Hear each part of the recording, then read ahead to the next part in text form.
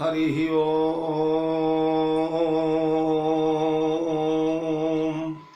श्रीमन्महागणाधिपतये नमः।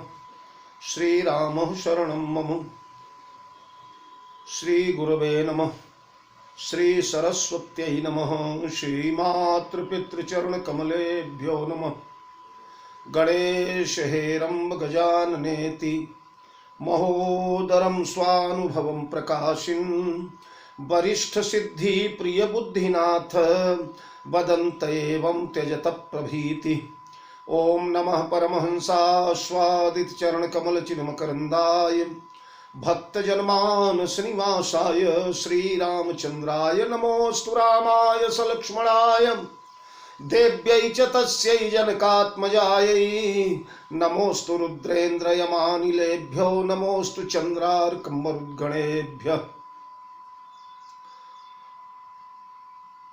वीणाधरे विपुल मंगल दानशीले भक्त्यार्तिनाशिनि शिवविरंचि हरीश वंदे कीर्तिं प्रदेखिल मनोरथ दे महारहे। विद्या प्रदायिनि सरस्वती नौमि नित्यं वंदे विदेह तनया पद पुंडरीकं कैशोर सौरभ समाहृत योगि चित्तं हंतुं त्रिताप मनिशं मुनिहंस सेव्यं सनमामि शालि परिपीत पराग पुंजम् अतुलित बलधामं हेम शैलाभदेहं दनुजवन कृशानुं ज्ञानिनामग्रगण्यं सकल गुण निधानं वानराणां धीशं रघुपति प्रिय भक्तं वात जातं नमामि।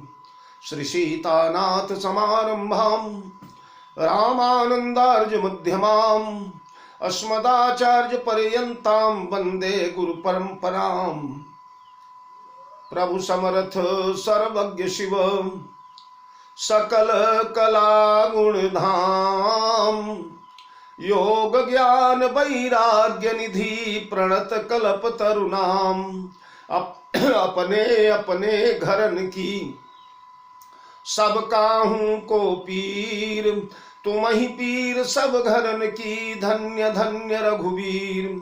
खल दल बन दावायनल राम श्याम घन मोर रोम रोम में वज्र बल जय केसरी किशोर। जय कविता के गगन दिवाकर ज्ञान भक्ति के विमल प्रकाश पारिजात के पुष्पयाप हो। जय गोस्वामी तुलसीदास श्री गुरु चरण सरोज रज निज मन मुकुर सुधारी बरनौ रघुबर बिमल जस जोदायक फलचारी। अक्षय बट है जहाँ धर्म की ध्वजा उड़ाता पाप ताप संताप आप ही है धुल जाता। गंगा यमुना सरस्वती का जहाँ किनारा सर्वप्रथम है बही जहाँ मानस की धारा। भरद्वाज मुनि की जहाँ महिमा है तप त्याग की अरे भैरव जय जय हो सदा तीरथ राज प्रयाग की। बोलिए सियावर रामचंद्र की जय। श्री हनुमंतलाल जी महाराज की जय। गोस्वामी जी महाराज की जय। श्री राम कथा महोत्सव की जय। श्री रामचरितमानस भगवान की जय। भैया भरतलाल की जय। मेरे परमाराध्य अकारण करुणा वरुणालय जगत नियंता जगदाधार सर्वतंत्र स्वतंत्र परात्पर परब्रह्म यज अनादि अगोचर्य चिंतय रूप अलेप यमान अभेद अखंड शुद्ध सच्चिदानंद घन नीलमणि नीलमणि नील जलज नीलोत्पल अखिल लोक लोचनाभिराम नयनाभिराम याप्त काम तृप्त काम पूर्ण काम सुखधाम सर्वांग सुंदर गुण मंदिर सुषमा सौंदर्य बाराम निधिम भक्तवांछा कल्पद्रुम नीलमणि नील घन नील जलज नीलोत्पल अखिल लोक लोचनाभिराम आनंद घन जानकी रमणय शरण शरण करुणा निधान परम सुजान भगवान श्री राघवेंद्र सरकार भगवती भास्वती विदेह वैजंती यघटन घटना पटीयसी सर्वेश्वरी सुरेश्वरी अखिलेश्वरी भुवनेश्वरी राज राजेश्वरी अवधेश्वरी राम बल्लभा जगत जननी भगवती जानकी जी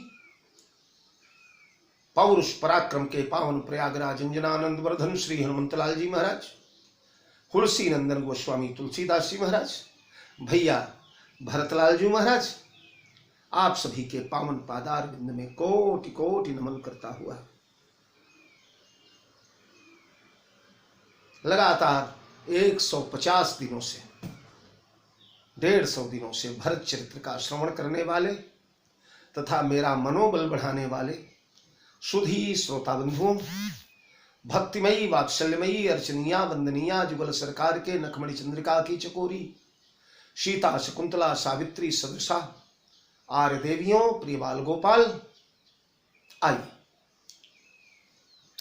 पिछला अंक जहां से छोड़ा था हम लोगों ने, यद्यपि कल कुछ यांत्रिक व्यवधान के कारण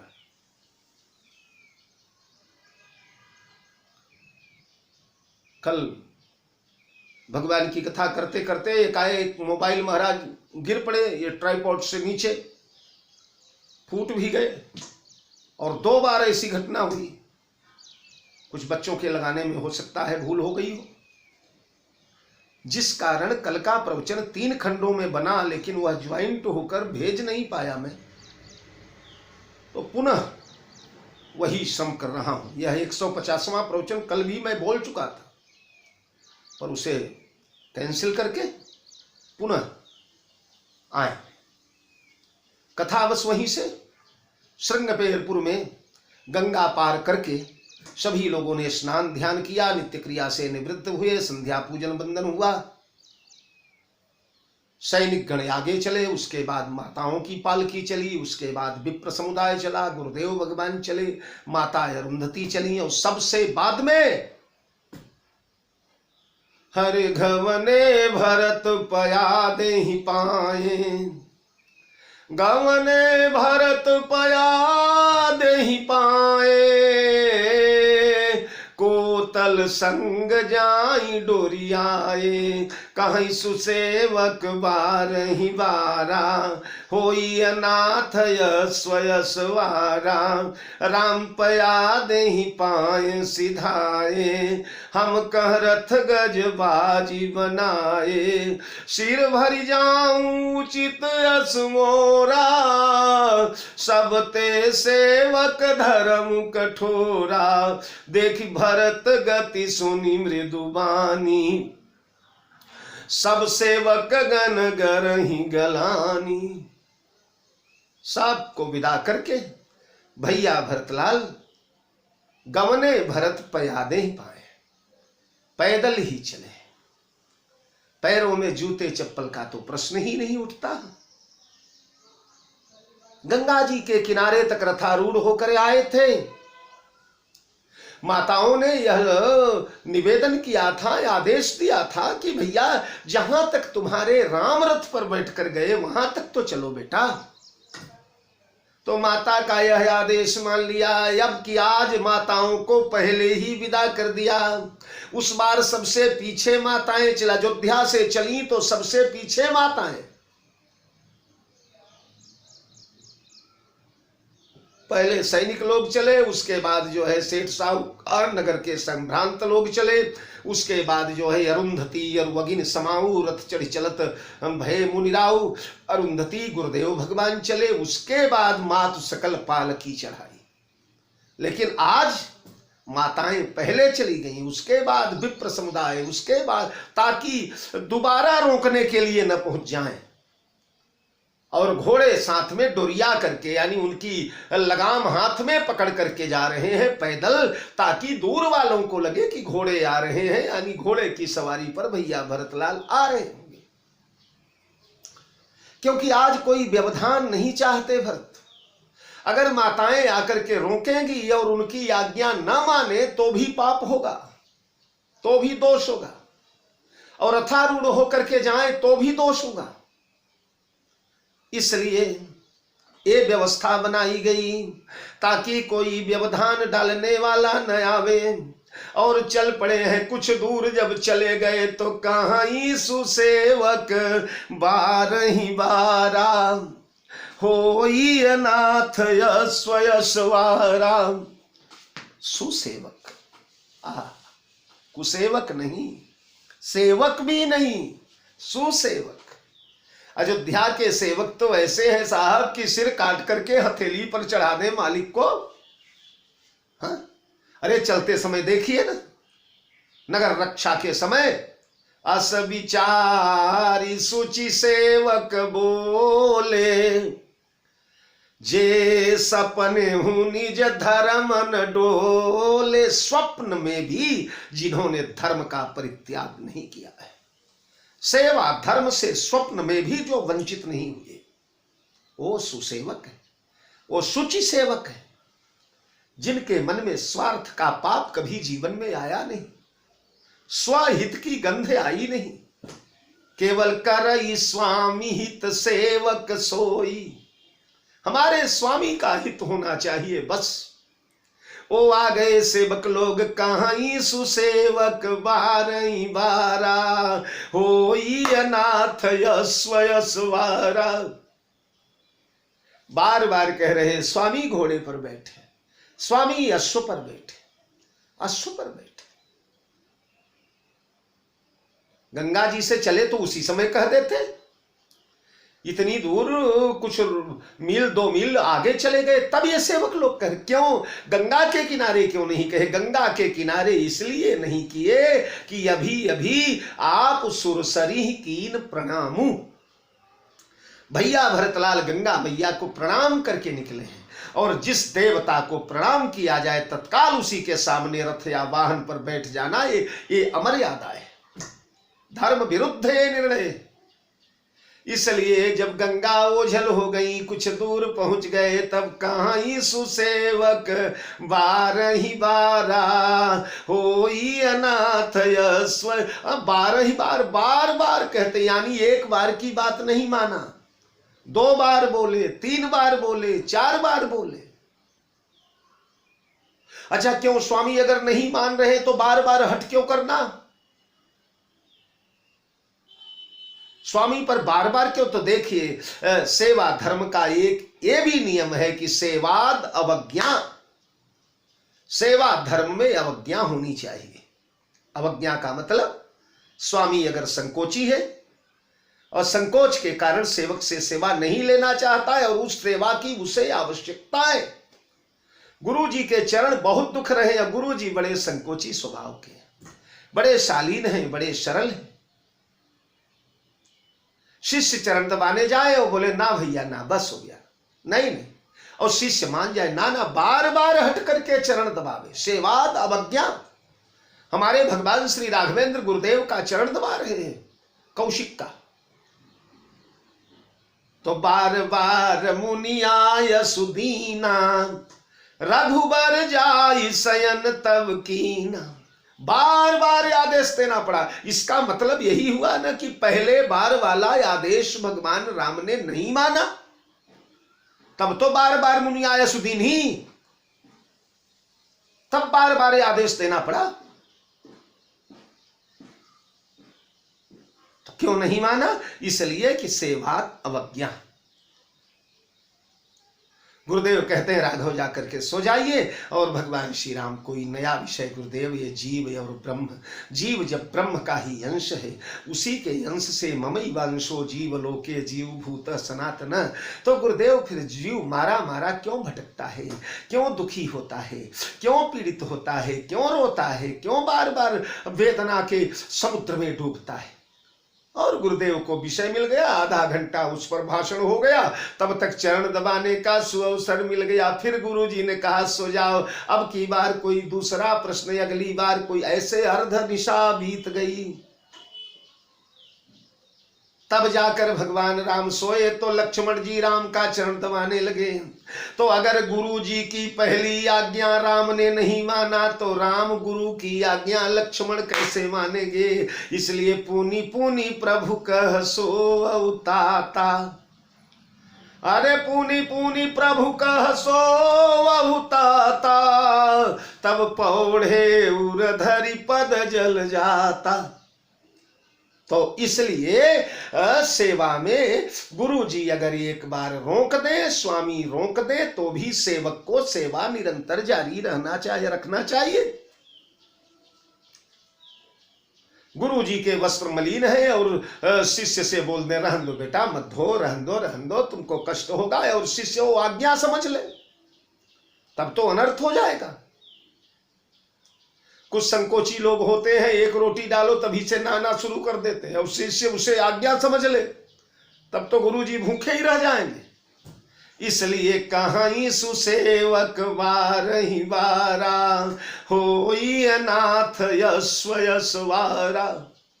सेवक बार बार कह रहे हैं, स्वामी अश्वारूढ़ हो जाइए, घोड़े पर बैठ जाइए, गंगा की रेत तप गई है, पैर झुलस जाएंगे। भरत रो पड़े, मेरे भाइयों, राम पया नहीं पाय सिधाए, और आप लोग हम कह रथ गजबाजी बनाए। जैसे बार बार मुझसे आप लोग निवेदन कर रहे हैं, ऐसे जब अयोध्या से श्री सीता राम लक्ष्मण पैदल निकलने लगे मुनि वेश धारण करके, तो वही चरण पकड़कर लिपट क्यों नहीं गए कि हम पैदल नहीं जाने। अरे रथ तो गुरु जी के आश्रम में पहुंचा है, वहां तक तो पैदल ही गए थे। गुरु जी का आश्रम नगर के बाहर,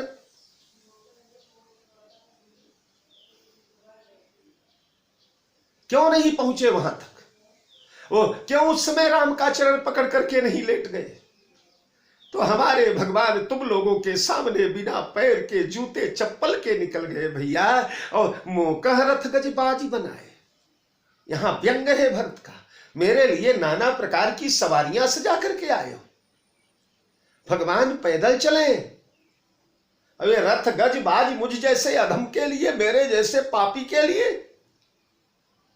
वन मार्ग पर, वन बीथी पर चलते हुए प्रयाग के बाद चित्रकूट के मार्ग पर नगर निवासी, छोटे छोटे गांवों के निवासी, गंवार लोग, अनपढ़ लोग, सीधे साधे साधारण लोग, किसान लोग, चरवाहे लोग जब भगवान को देखते हैं तो कहते हैं, हे विधाता, हरे ये बिचरही मग बिनु पद त्राना, बादी किए विधि बाहन नाना। विधाता, अगर ये बिना जूते चप्पल के जंगल में भ्रमण कर रहे हैं, भटक रहे हैं, तो बाद किए विधि वाहन नाना, नाना प्रकार के वाहनों का निर्माण तूने क्यों किया? बड़े बड़े विमान, बड़े बड़े गरुड़ इत्यादि, हाथी घोड़े रथ किसके लिए बनाए? ये मग चल, ये बिचरही मग बिनु पद त्राना, बाद किए विधि माहन नाना, ये मही परही डांसी कुस पाता, सुभग सेज कत सृजत विधाता, जो ये कंद मूल फल खाही, बादी सुधादी असन जग माही, जो ये मुनि पट धर जटिल, अरे सुंदर सुठी सुकुमार, तो विविध भांति भोजन बसन, बादी किए करतार, तारुबर बास, हरे नहीं विधि दीना, तो धवल धाम रचि रचि श्रम कीना। हे विधाता, अगर इन्हें वृक्ष के नीचे ही सुलाना था तो बड़े बड़े सुंदर राजप्रासाद, बड़ी बड़ी अट्टालिकाओं का निर्माण तूने किसके लिए किया? ये कंदमूल फल खा रहे हैं, खाकर जीवित है, तो तूने नाना प्रकार के 56 प्रकार के व्यंजन किसके लिए बनाए? हा? तो जिन्हें रथ पर बैठना चाहिए था वो तो पैदल जा रहे हैं, और जो पैदल का ही पात्र है, जो सेवक है, उसे रथ सजा रहे हैं आप, घोड़ा हाथी सजा रहे हैं। मोकह रथ गज बाजी बनाए। अरे मैं तो इस पथ पर पैदल भी चलूं तो भी मेरा धर्म टूटेगा, पैदल भी मुझे नहीं चलना चाहिए, क्योंकि इसी पथ से हमारे भगवान श्री राम भी नंगे पांव उबेने पाए गए। अब जब उबेने पाए भगवान गए नंगे पाए, और मैं भी नंगे पांव इसी पथ पर जाऊं, तो भगवान के चरण चिन्हों पर मेरे पांव पड़ जाएंगे। ये भक्त की भावना है प्यारे। यहां तर्क वितर्क कुतर्क नहीं चला करते। हृदय का बड़ा पवित्र, बड़ा पावन, बड़ा पुनीत भाव प्रकट कर रहे हैं। जिस पथ पर हमारे परमात्मा नंगे पैर गए, उसी पथ पर मैं भी नंगा पैर रखूं तो भगवान के चरण चिन्हों पर कहीं न कहीं मेरे चरण पड़ जाएंगे। चरण धूल जो भगवान के चरण से स्पर्श हुई है, उस पर मेरे चरण पड़ जाएंगे। और चरण धूल का जो है, भगवान के पद स्पर्शित चरण धूल भरत के लिए क्या है? चित्रकूट में देखें, हर सहिनी रखी राम पदयंका, मानहु पारस पायउ रंका, अरे रज सिर धरी नयन नीलावई, रघुबर मिलन सरिस सुख पावई। भगवान के चरण से स्पर्शित धूल को उठा करके सिर नयन नीलावई, सिर पर लगाते हैं और लोचन में भरते हैं, आंखों में आंजते हैं, क्योंकि राम जगत गुरुम च शाश्वतम, जगत गुरु हैं। और गुरु की चरण धूल जो है, गुरु पद रज मृदु मंजुल अंजन, नयन यमी दृग दोष विभंजन, तेहि करी विमल विवेक बिलोचन, बरनउ रामचरित भव। तो जो चरण रज सिर पर रहना चाहिए वो पैरों पर पड़ेगी। मेरा पाप तो यही हो रहा है। अरे देखिए ना, प्रभु के पीछे पीछे भैया लखन चल रहे हैं बनपथ पर। अयोध्या से लेकर लंका तक लक्ष्मण भगवान राम के पीछे ही पीछे गए, लेकिन बाहरे चलनी, बाहरे लक्ष्मण के चलने की व्यवस्था। गोस्वामी पाद कहते हैं, राम सीय पद, हरे राम सीय पद, अंक बराए, लखन चलहि मग, दाहिन लाए, लखन चलहि मग। वेंकटेश्वर प्रेस वालों ने लिखा, लखन चलहि मग, दाहिन बाए, लखन चलहि मग।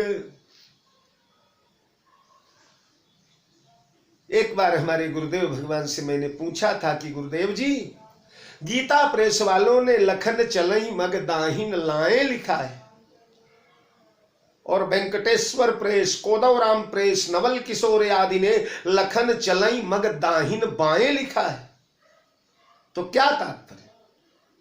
उन्होंने कहा, भैया दोनों सही है। भगवान को दाहिना दे करके भक्त को चलना चाहिए, इसीलिए प्रदक्षिण शब्द है कि भगवान प्रदक्षिणा में भी दक्षिण दिशा में रहे, दाहिने हाथ के तरफ रहे। तो राम जी के बाएं तरफ यानी अपने दाहिने तरफ राम सीता को रख करके लखन चलई मग दाहिन लाए, राम सीय पद अंक बराए। श्री सीता राम के वाह वाह। मनुष्य को कुछ दूर, कम से कम एक बाण दूर देख करके चलना चाहिए, पर लक्ष्मण बिल्कुल नीचे देख करके चलते हैं। क्यों? इसलिए कि श्री सीताराम जुगल सरकार के चरण चिन्ह पड़े हैं, 4 तलवे पड़ रहे हैं धरती पर, और पूरी यात्रा में लक्ष्मण ने चारों तलवों के चिन्ह को बचाया है, इन पर मेरे चरण न पड़ने पावे। ये भक्त की भावना होती है प्यारे। तो मैंने कहा, फिर जो दाहिन बाएं लिखा है वो, तो गुरुदेव ने कहा, भैया वो भी उचित है। क्यों? इसलिए उचित है कि वन मार्ग है, वन पंथ पर चले जा रहे हैं, कहीं कहीं गहरी खाइयां हैं, कहीं कहीं झाड़ियां हैं, कहीं कहीं चट्टाने दाहिने तरफ पड़ जाती हैं, तो बोले कभी दाहिने हो जाते हैं, कभी बाएं हो जाते हैं। जिधर रास्ता सुख, राम सीता तो निकल गए, उनके बाएं तरफ खाई है, तो क्या करेंगे? और दाहिने तरफ पहाड़ है, तो क्या करेंगे? चट्टान कटी हुई है। तो जहां अवकाश मिला वहां दाएं हो गए, वहां बाएं हो गए। अरे सिय राम पद अंक बराए, लखन चलई मग दाहिन लाए। तो लक्ष्मण ने उन चरण चिन्हों पर अपने चरण स्पर्श नहीं होने दिया। भैया भरत कहते हैं ये पापी अगर चलेगा पैदल तो उनके चरण चिन्हों पर ये चरण पड़ सकते हैं, मालिक के चरण पर चरण डालना ये उचित नहीं है, बल्कि उचित तो ये है कि जहां प्रभु के चरण पड़े वहां मेरे सिर पड़ते। इसलिए उचित तो ये था कि सिर भरी जाऊं, सिर भरी जाऊं, उचित यस मोरा, सब ते सेवक धर्म कठोरा। सिर के तरफ चल करके जाओ, यह मेरे लिए उचित है, मेरी मर्यादा है, क्योंकि मैं सेवक हूं। और सब ते सेवक धर्म कठोरा, जहां स्वामी का चरण पड़े वहां सेवक का मस्तक पड़ना चाहिए, सेवक का माथा पड़ना चाहिए। सेवा धर्म कठिन जग जाना, संसार में सेवा धर्म सबसे कठिन है। राजर्षि भर्तृहरि कहते हैं सेवा धर्म इतना साधारण है। अरे ना ना, मौनान्मूक प्रवचन पटुश्चाटुलो जल्पको वा। सेवक मौनान्मूक प्रवचन पटुश्चाटुलो जल्पको वा, धृष्ट पार्श्वे वसति च सदा दूरतश्चा प्रगल्भ। शांताभीरुर्यदि न सहते प्रायशो नाभिजातः, सेवा धर्म परम गहनो योगिनामप्यगम्यः। मौनान्मूक, अगर सेवक मौन रहता है तो लोग कहते हैं गूंगा है, बोल नहीं पाता, गूंगा जैसा है। और प्रवचन पटुश्चाटुलो जल्पकोवा, अगर बोलने में बड़ा प्रवीण है तो अरे बड़ा प्रगल्भ है, बड़ा जल्पक है, बड़ा चाटुल है, बहुत बोलता है, बड़बड़ करता रहता है। तो मौनान्मूक प्रवचन पटुश्चाटुलो जल्पको वा, धृष्ट पार्श्वे वसति च सदा। अगर गुरुदेव के बगल में ही हमेशा बैठा रहे तो बड़ा धृष्ट है, बड़ा असभ्य है, गुरु जी से चिपका रहता है। और दूर तश्चा प्रगल्भ, अगर दूर हो गया तो बड़ा दंभी है, अभिमानी है, दूर रहता है गुरुदेव से। क्षंता भीरुर यदि न सहते प्रायशो नाभिजातः, अगर सहन करता रहता है, सहनशीलता की पराकाष्ठा अपनाता है तो भीरु डरपोक है। अब अगर नहीं सहता तो प्रायशो नाभिजातः, अभिजात वंश का नहीं है, नीच कुल का है, असभ्य है, थोड़ा भी सह नहीं पाता। इसलिए सेवा धर्म परम गहनो योगिनाम अप्यगम्य, यह सेवा धर्म बड़ा गहन है, योगियों के लिए भी अगम है। अरे स्वामी धर्म सेवक ही विरोधो, बैर अंध प्रेम ही न प्रबोधो, बैर अंध प्रेम ही न प्रबोधो। स्वामी धर्म सारथ ही विरोध, स्वामी धर्म का पालन करने वाले को स्वार्थ का विरोधी होना चाहिए। स्वामी के प्रति अगर समर्पण है तो अपने स्वार्थ का विस्मरण करना पड़ेगा। तो मैं सिर के तरफ अगर चल करके जाऊं तो मेरे लिए उचित है। अरे देखी भरत गति सुनी मृदु बानी, सब सेवक गण गरही गलानी, सब सेवक गण। भरत की यह मधुर भाषा सुनकर, यानी नौकरों से डांटे नहीं, डांट डपट नहीं किए, मीठे मीठे शब्दों में, मीठे मीठे स्वर में सेवकों से ऐसा बोले। वो सब सेवक गण गरही गलानी, ग्लानी में भर गए कि हे भगवान, अभी तो हम लोगों को जूते चप्पल उतारने को याद भी नहीं आई थी। सेवा धर्म परम गहनो, कितना गहन सेवा धर्म है, इनकी दृष्टि कहां तक चली गई। इसी पथ पर भगवान नंगे पांव गए। हम लोग हाथी घोड़े बैठ रहे हैं, जो जो साधन खाली मिले सेवक लोग उन पर बैठ जाते हैं, पर ये राजा है अयोध्या जैसे संभ्रांत राज्य का नरेश।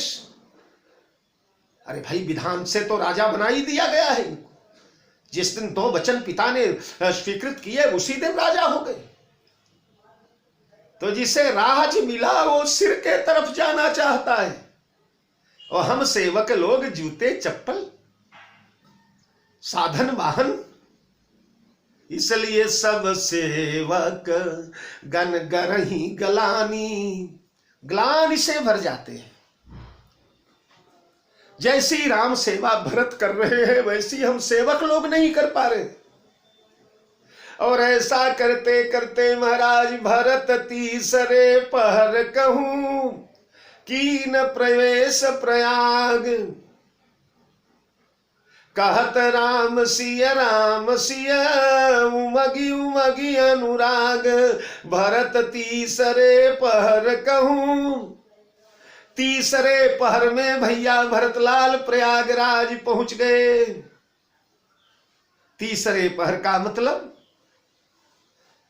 हमारे यहां दिवा रात्रि दिन रात मिला करके अष्ट प्रहर होते हैं। वैष्णव में ठाकुर जी की अष्टयाम सेवा होती है। तो अष्ट प्रहर का तात्पर्य 3-3 घंटे के एक एक प्रहर होते हैं। जैसे सवेरे 6 बजे सूर्योदय हुआ, शीत और गर्मी के समय में सूर्योदय के काल बदलते रहते हैं, बस वहीं से ये प्रहरों का शुभारंभ होता है। तो जैसे 6 बजे सवेरे सूर्योदय हुआ तो 9 बजे तक प्रथम प्रहर माना जाएगा। 9 से 12 बजे तक 2 पहर, उसे दोपहर कहा ही जाता है। 3 बजे तक 3 पहर, 6 बजे तक 4 पहर, 9 बजे रात 5वां पहर, 12 बजे रात 6ठा पहर, 3 बजे रात 7वां पहर और 3 से प्रातः काल तक अष्टम प्रहर। तो भरत तीसरे प्रहर में यानी लगभग 2:30-3 बजे के लगभग पहुंचे हैं प्रयागराज।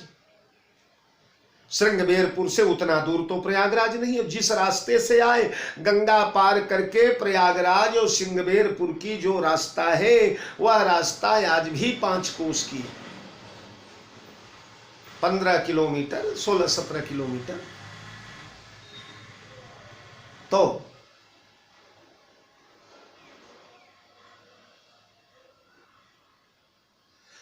चले सवेरे हैं, संध्या पूजन किया, पार्थिव अभिषेक किया भगवान शंकर का।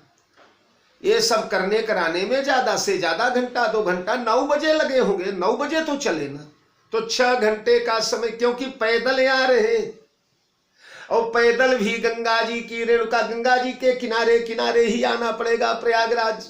जब श्रृंगबेरपुर पार करके चलेंगे तो महाराज भूभूरी हो जाती है।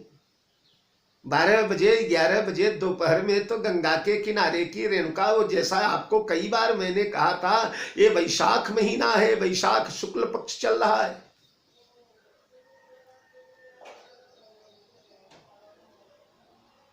वैशाख शुक्ल चतुर्दशी को प्रयागराज में पधारे हैं। और वह वैशाख महाराज जैसे भड़भूजे के भाड़ में से जलती है, ओ लाल लाल हो जाती है बालू, ऐसे हो जाती है। चूंकि हम भुक्त भोगी हैं। एक बार कुछ मित्रों के साथ एक ठाकुर साहब के बारात में गए थे। कुछ कारण ऐसा हुआ कि सैदाबाद एक प्रयाग और काशी के बीच में एक बाजार है, वहाँ रुक गए हम लोग, सारे साधन चले आए। फिर प्राइवेट साधन करके वहाँ से गंगा जी के किनारे तक आए। गंगा जी के किनारे वो साधन छोड़ देता था, वहाँ से गंगा पार करके एक सिरसा बाजार, फिर वहाँ से साधन मिलता था। अब वहाँ से गंगा जी की दूरी लगभग 3 किलोमीटर की, बस बालू बालू बालू बालू, गंगा की रेती।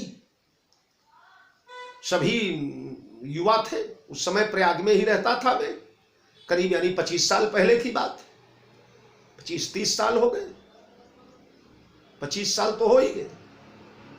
चल पड़े महाराज। बालू ऐसी गर्म कि पीछे के चप्पल से बालू उछल करके कंधे तक पहुंचती है, सिर तक, और जहां जहां पहुंचती है लगता है जैसे कोई दाग रहा हो सुइयों से। अब पैर तो महाराज, इसीलिए किशोरी जी ने कहा था, जल को गए लखन है लरिका, परी खोपी छाह घरी कह ठाड़े, अरे पोछी पसे बयारी करऊं, अरुपाय पखारी हो भूभूरी डाढ़े। भूभूरी में आपके कोमल कोमल चरणार बिंद डाढ़ गए। डाढ़ना जैसे खौलते हुए कड़ाहे में लोग पूड़ी डाढ़ते, उबल कर फूल जाती है।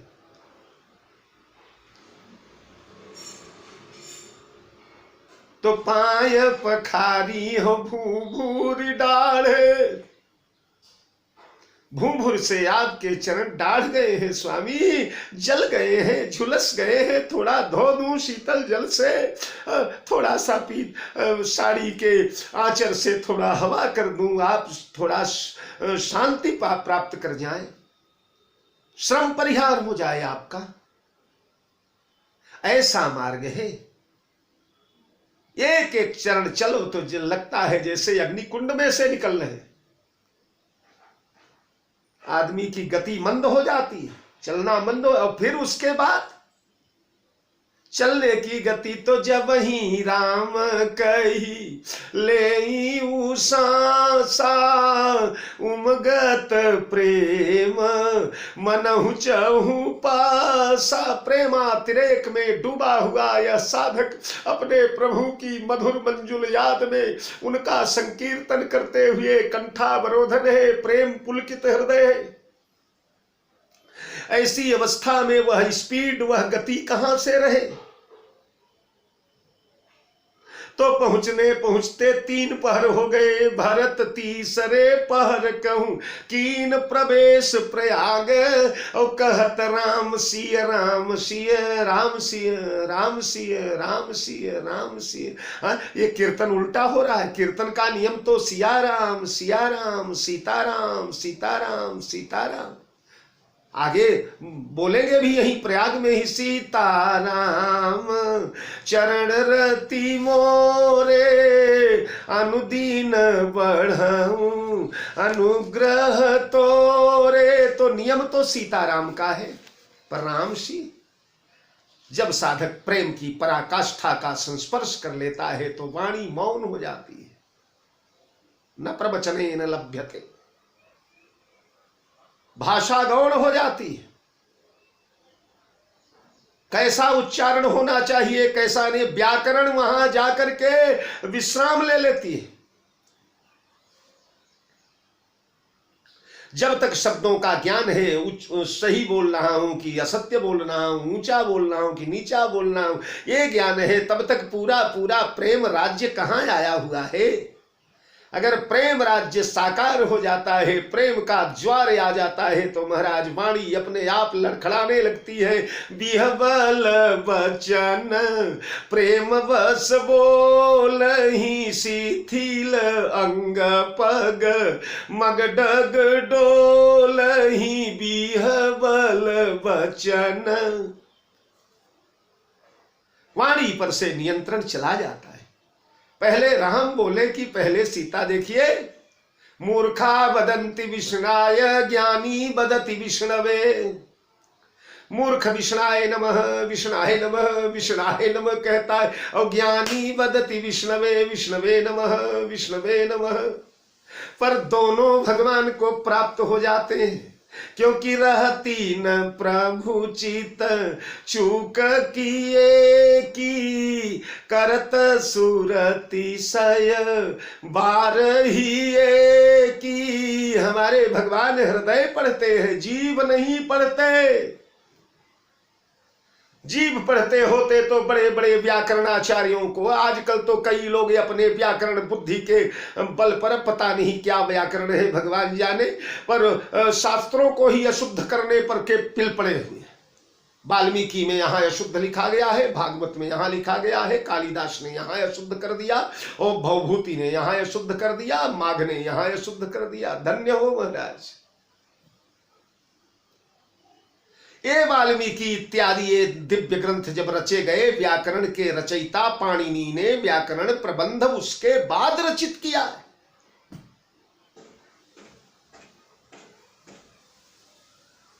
कौमुदी उसके बाद रचित हुई है।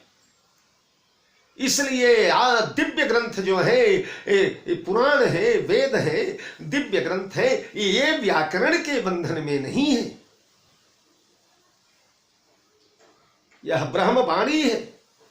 वाल्मीकि के लिए तो ब्रह्मा जी ने ही वचन दिया है कि एक शब्द भी तुम जो बोलोगे वाल्मीकि, वह एक शब्द भी असत्य नहीं होगा, अनृत नहीं होगा। तो जब प्रेम अपनी पराकाष्ठा पर आ जाता है तो साधक क्या बोल रहा है, क्या नहीं बोल रहा, ये विस्मरण। मैं कभी कभी एक दृष्टांत कहता हूँ।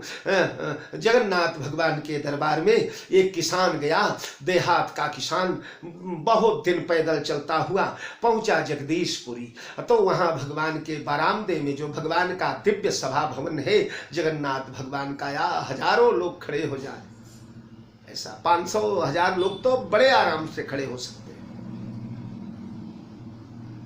क्योंकि भगवान की कृपा से 4-4 बार वहां भागवत कथा कहने का सौभाग्य इस शरीर को प्राप्त हो चुका है।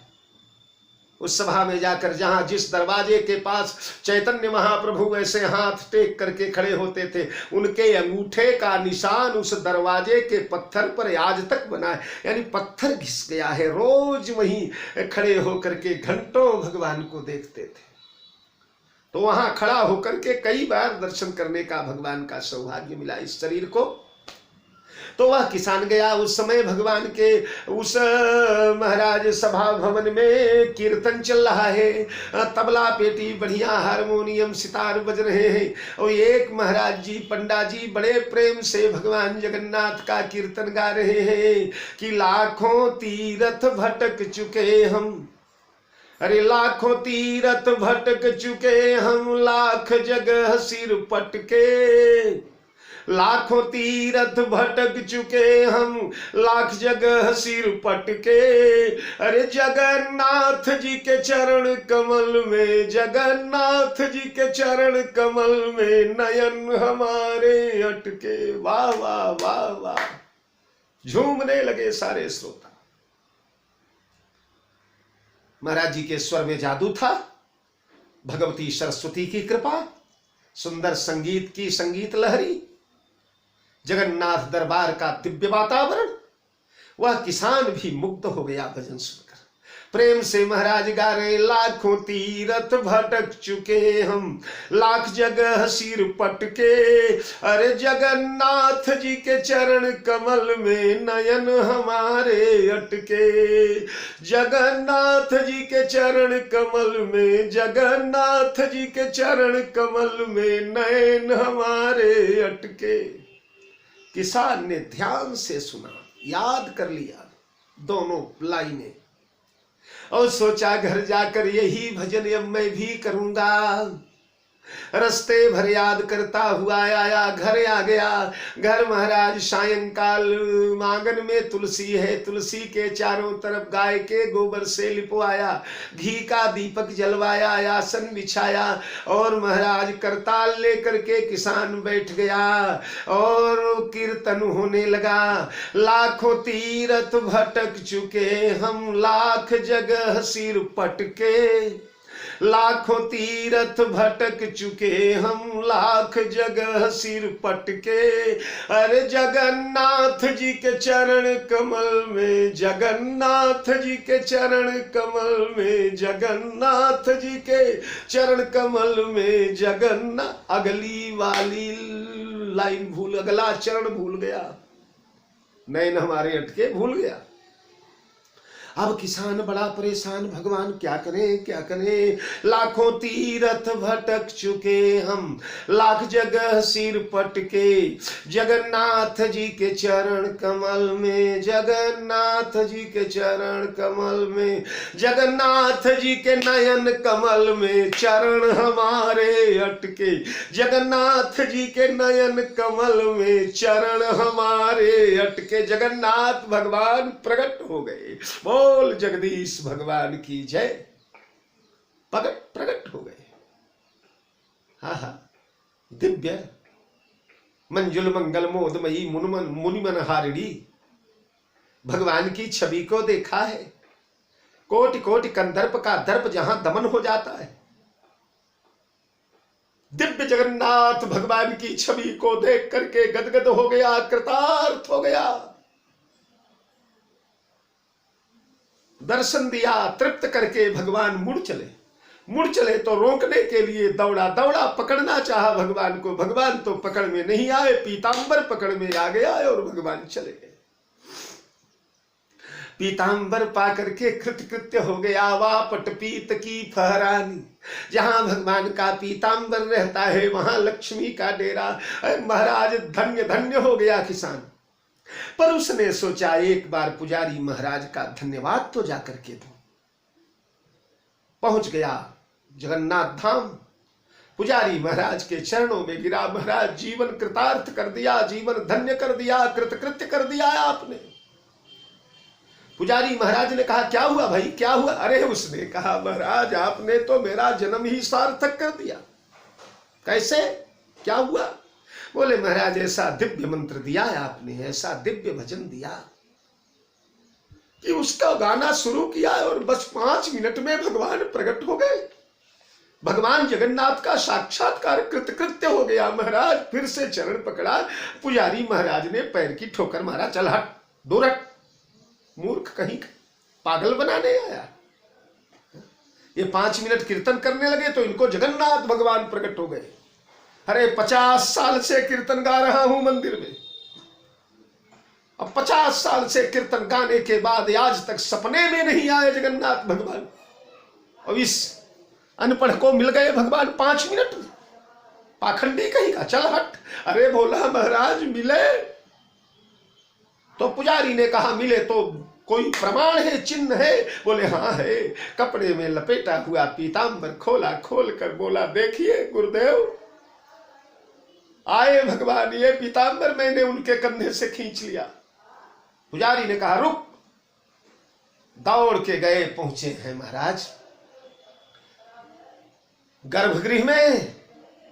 देखा तो आज जगदीश भगवान के कंधे से पीतांबर गायब है।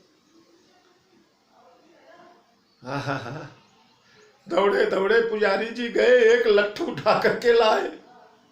लट्ठ लेकर बोले आज झगड़ा करूंगा तुमसे, तुम बड़े बड़े छलिया हो, बड़े बेईमानी किया तुमने, मेरे साथ धोखा किया, मेरे साथ कपट किया, छल किया। बूढ़ा हो गया भजन गाते गाते, पीढ़ी दर पीढ़ी भजन गाते चले आ रहे, बाप दादाओं से लेकर के आज तक। सपने में कभी नहीं मुझे दर्शन देने आए, और इस गंवार को 5 मिनट में दर्शन दे दिया। ऐसा पक्षपात क्यों किया है आपने? भक्त भगवान से लड़ भी जाते हैं ना। हंसते हुए जगन्नाथ भगवान पुनः प्रकट हो गए और पुजारी जी से बोले पुजारी जी नाराज मत होना, तुम भले ही पीढ़ी दर पीढ़ी मेरा भजन गा रहे थे, लेकिन तुम्हारे भजन से मुझे कोई खतरा नहीं था, तुम्हारे भजन से मैं बिल्कुल सुरक्षित निरापद था। लेकिन ये देहाती महोदय जब मेरी आंखों में अपने पैर गड़ाने लगे, जगन्नाथ जी के नयन कमल में चरण हमारे अटके, तो इनके पैर डलवा कर आंख में मैं अंधा हूं, अपनी आंख फुड़वाऊं? दर्शन दे दिया तो कब रीझेंगे, कैसे रीझेंगे, किस भाषा में रीझेंगे, किस वाणी में? वेद वचन मुनि मन अगम तेई प्रभु करुणा आयन। अरे वचन की रातन के सुनई जिम पुत बालक मैन। यही सब संत कहते हैं, यही सदग्रंथ गाते हैं। न जाने कौन से गुण पर दया निधि रीझ जाते। हमारे गुरुदेव भगवान बड़े प्रेम से गाते थे, भगवान रीझेला रिझाएला कौने गुणवा से। भगवान रीझेला रिझाएला कौने गुणवा से। राजन महाराजन के घर में भोजन कमौन कीने। राजन महाराजन के घर में भोजन कमौन कीने। जूठन वो भिलनी के खाएला कौने गुणवा से। जूठन वो भिलनी के खाएला कौने गुणवा से। भगवान रीझेला रिझाएला कौने गुणवा से। तो प्यारे, यह स्थिति है। कहत राम सिय राम सिय। चाहे सीताराम कहो चाहे राम सिय कहो, पर एक शर्त होनी चाहिए। क्या बोले? उमगी उमगी अनुराग। अनुराग से बोलना चाहिए। मिलही न रघुपति बिनु अनुरागा किए जो गजप जाग विरागा। अनुराग। और एक और मजा है, जहां प्रयाग है वहीं अनुराग है। मानस में देखेंगे आप, प्रयाग और अनुराग का जोड़ा है। प्रायः एक आध दो चौपाइयां ऐसी भी हैं जहां प्रयाग के साथ अनुराग नहीं है, पर अधिकतर अरे भरद्वाज मुनि बसहि प्रयागा। जिनहि राम पद अति अनुरागा। सुनि समुझई जन मुदित मन मज्जहि अति अनुराग। लहई चारि फल यछत तनु साधु समाज प्रयाग। उरे उमगेउ अम्बुधि अनुरागु भयउ भूप मन मनहु प्रयागु। भरत तीसरे पहर कहूँ अरे कीन प्रवेश प्रयाग। कहत राम सिय उमगी मगी अनुराग। हमारे प्रयागराज का ये गुण है कि प्रयागराज साधक के अंतःकरण में अनुराग को जगा देते हैं। और वही अनुराग मिलहि न रघुपति बिनु अनुराग। राम के मिलने का प्रधान साधन बन जाता है। पहुंचे प्रयाग, तब लोगों ने देखा। क्या देखा? बोले झलका झलकत पायन कैसे पंकज कोस ओस कन जैसे। अयोध्या के नर नारियों ने देखा भैया भरत लाल के चरण तल में बड़े बड़े झलके झलक रहे, फफोले निकले आए हैं। कैसे निकले? उपमा तो देखे महाकवि की। बोले पंकज कोस ओस कन जैसे। ऐसे झलके झलक रहे हैं जैसे पंकज के कोश में ओस का कण पड़ा हुआ। ध्यान दीजिए, ओस का जो कण पड़ता है उसमें पानी भरा रहता है। ये झलके जो निकलते हैं इनमें भी पानी भरा रहता है। अच्छा, झलके फूटने नहीं पाए, क्यों? इसलिए कि इन झलकों के आधार भरत जी हैं और आधे पृथ्वी है। आधार भरत है, आधे पृथ्वी है।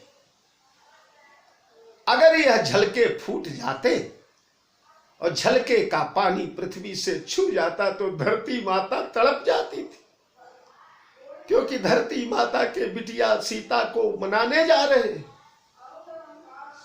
इतना बड़ा कठिन हृदय धरती का नहीं है, इसलिए झलके फूट नहीं पाते।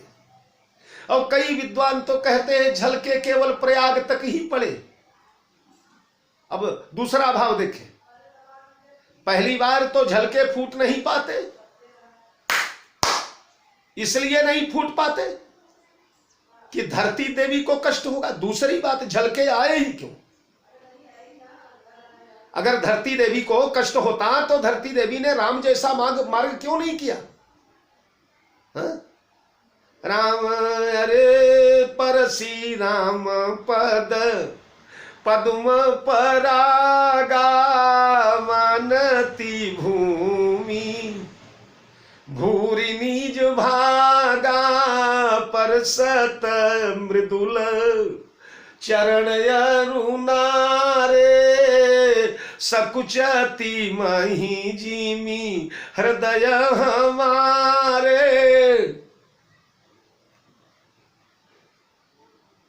पृथ्वी सकुच जाती है जब राम जी का चरण पड़ता है, सकुच करके कोमल हो जाती है। भई मृदु भूमि सकुचि मनु मनि ही, जैसे गलीचे बिछाए गए हो मखमल के, नरम नरम पुष्प पाखुरियों से संयुक्त हो जाती है जब राम जी जा रहे हैं।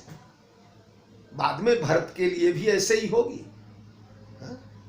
किए जाई छाया जलद सुरभि बहई बरबात, तस्मग भयउ न राम कह जसभा भरत ही जात। और ये चौपाई भी भरत के यात्रा की ही है। जब चित्रकूट भ्रमण कर रहे हैं तो भई मृदु भूमि सकुचि मन मन ही, कोमल चरण चलत बिनुपन ही। तो लेकिन ये सब प्रयाग के बाद होगा। प्रयाग के पहले तक तो धरती देवी ने भी परीक्षा लिया है, अब सूर्य नारायण ने परीक्षा लिया है। भरत की प्रयाग तक पूरा पूरा लोगों को ये उम्मीद नहीं है कि ये राम को मना ही लाएंगे, मनाने ही जा रहे हैं। पर प्रयाग में भरद्वाज आश्रम में जब सारा रहस्य खुला है, पूर्ण सिद्ध हो गया कि राम ही भरत मनावन जाही, तो सबकी मति बदल गई। धरती माता भी कोमल हो गई, पर यहां तक नहीं, प्रयाग तक कठोर थी। इसलिए झलका झलकत पायन कैसे। और एक विद्वान का तो ऐसा मत है कि भरतलाल ने जो गंगा के किनारे वहां जब सेवकों ने निवेदन किया तो कहा था, सिर भरी जाऊं उचित यस मोरा, सबते सेवक धर्म कठोरा। तो वहां से प्रयागराज ने केवल कहा नहीं, ये तो मनस्य कम वचस्य कम कर्मस्य कम महात्मन। भरत महात्मा है, संत है, जो कह रहे हैं वो किया। सिर के तरफ चलकर प्रयागराज तक आए। अब आप कहेंगे कि ये 5 को सिर तर, अरे राम प्राण प्रिय पुनि लघु भ्राता, राम के भगवान के परछाई हैं। आजकल हम रामदेव बाबा जैसे जोगियों को, अरे रामदेव तो छोड़ो, हमारे यहाँ एक चरवाहा था साहब, वो चरवाहा हाथ के बल पर चल लेता था, 1 बीघा 2 बीघा चल लेता था, यानी 25-50-100 मीटर तक चल लेता था, खर खर खर खर खर। उसे मोर गति, मोर चाल कहते थे लोग। तो आजकल जो के लोग जब 100-200 मीटर चल लेते हैं, तो हमारे भैया भरतलाल अगर वहां से चल करके आ गए हो राम प्रताप से, तो काहे का आश्चर्य।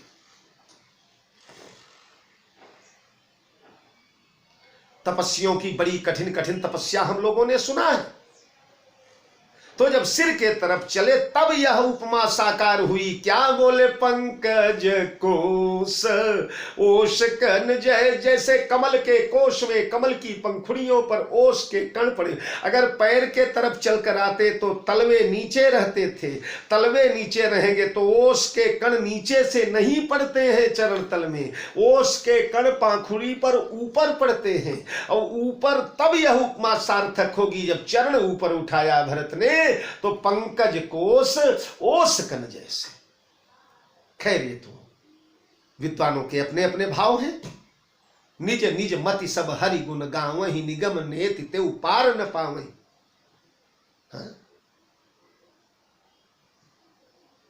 और मैं तो कभी कभी कहा करता हूं कि जितना हम कह रहे हैं उतनी ही राम कथा नहीं, उतनी ही राम कथा नहीं है, बल्कि यह भी राम कथा है। तो सज्जनों, पहुंच गए वहां, और अब आगे क्या हुआ प्रयागराज में, इसकी चर्चा कल। और आप लोगों को शुभ सूचना, आज 150 प्रवचन हो गए। हम लोगों का ऐसा संकल्प था कि 151 प्रवचन भरत भैया को समर्पित करेंगे इस शरीर से। कलयुग के इस तुच्छ प्राणी के द्वारा 151 प्रवचन भरत के लिए हो जाना हमारे जैसे जीव के लिए बहुत बड़ी उपलब्धि है। कल भगवान कृपा करें, कल एक प्रवचन और स्वीकार कर ले भैया भरतलाल, और उसके आगे अर्थ न धर्म न काम रुचि। यहां से तो पिछले वर्ष मैंने आप लोगों को प्रवचन शुरू ही किया था। भरत चरित्र का जो भाग शेष रह गया था वो इस साल भी हम लोगों ने किया है।